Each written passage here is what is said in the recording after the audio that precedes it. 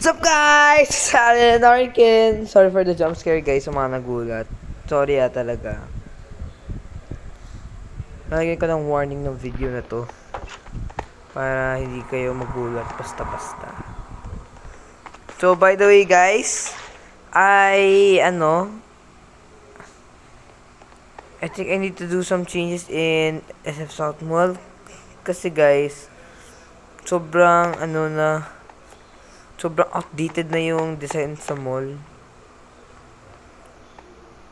Like as in talaga guys. May KKV na dito guys. Mula dito hanggang dun. Ng Ace Hardware nila dito na guys.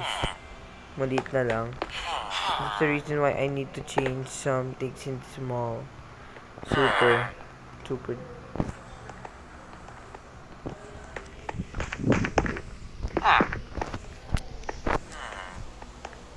Live ko kay Apple ko. Oh, okay guys. Thank you so much for watching. Bye!